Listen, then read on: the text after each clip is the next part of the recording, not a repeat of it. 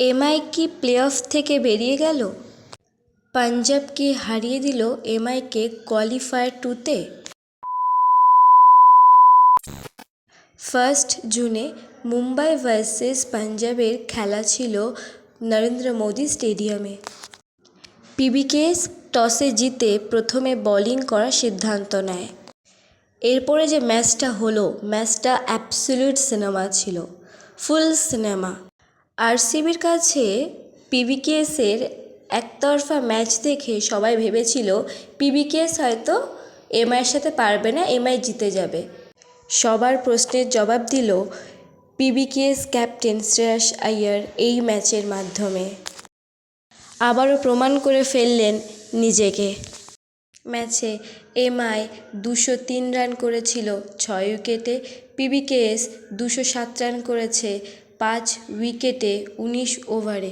এরই ফলে পিবিকেএস জিতে যায় ম্যাচটি 5 উইকেট 6 বল আগে। আর এরই সঙ্গে অনেক বছর পর পিবিকেএস এন্ট্রি নিল ফাইনালে। 5 বার ট্রফিপ্রাপ্ত আইপিএল টিম এমআই ফাইনালে যেতে পারল না।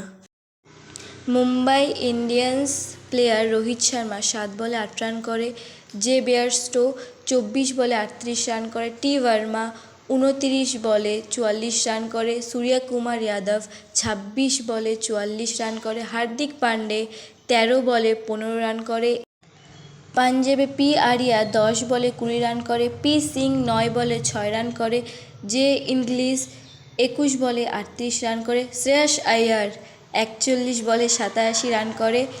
এরই সাথে প্লেয়ার অফ দ্য ম্যাচ হলেন শ্রেয়াস আইয়ার, যিনি 41 বলে 87 রান করেছে।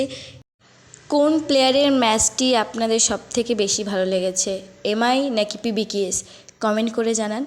ভিডিওটা যদি ভালো লেগে থাকে please like, comment, share. Thank you for watching.